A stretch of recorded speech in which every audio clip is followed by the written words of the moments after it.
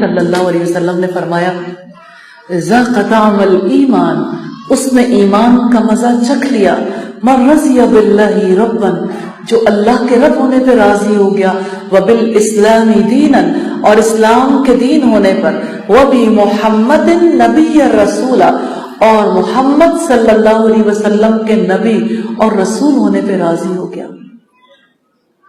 اب کہیں گے کہ ہم تو اللہ تعالیٰ پر راضی ہیں، کون ہے جو اللہ پر راضی نہیں؟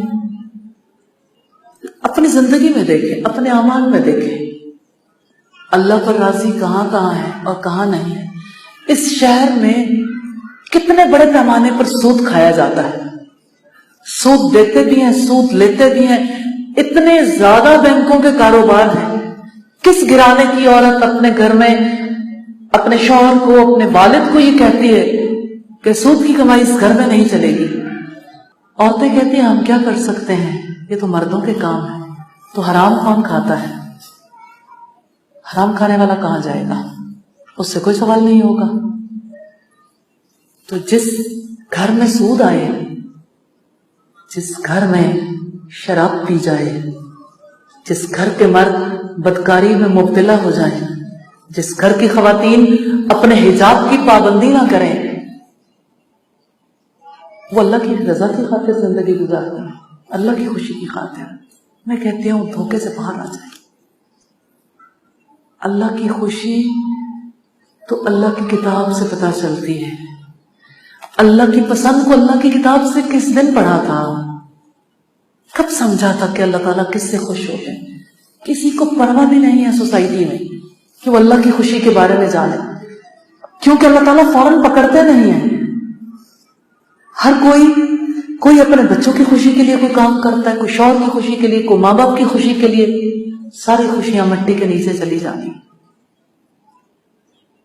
جب انسان کی موت آتی ہے اور وہ قبر میں چلا جاتا ہے تو رسول اللہ نے فرمایا 2 فرشتے اس کے پاس آتے ہیں، منکر نکیر، اسے اٹھا کے بٹھا دیتے ہیں، پھر اس سے سوال کرتے ہیں یہ بتا تیرا رب کون ہے؟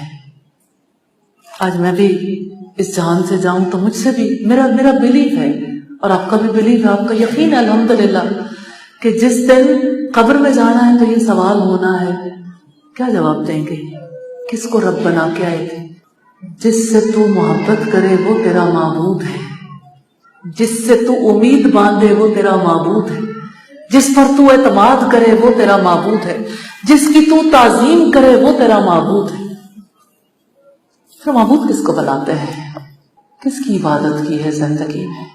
اگر دل کی مانیں گے تو ہم اپنے نفس کے قیدی ہیں، اس کو معبود بناتے ہیں۔ اگر اللہ کی بات کے مقابلے میں کسی کی بات مانی تو یاد رکھیے گا یہ شرک ہے۔ کسی کی بات ماننا، اللہ کے مقابلے میں کسی کو ساتھ لے آنا۔ لوگ کہتے ہیں استغفر اللہ نعوذ باللہ، ہم کب اللہ کے مقابلے میں لاتے ہیں؟ ہم واقعی مقابلہ تو نہیں ہے، کیونکہ اللہ کی بات چھوٹی ہو جاتی ہے۔ یہ قرآن ہے نا، پیٹ پیچھے ہو تو سارے لوگ کہتے ہیں کہ بے عزتی ہو گئی، بے ادبی ہو گئی، لیکن جس وقت ایک عورت بے حجاب گھر سے نکلتی ہے تو قرآن پر قدم رکھ کے نہیں جاتی، پاؤں رکھ کے جاتی ہے، وہ قرآن پہ کھڑی ہو جاتی ہے کہ میں زیادہ بڑی ہوں۔ ہمیں اپنا جائزہ لینا ہے، زندگی گزر جائے گی، یہ زندگی پھر نہیں آئے گی۔ ایک بار زندگی چلی گئی پھر دوبارہ نہیں لوٹے گی۔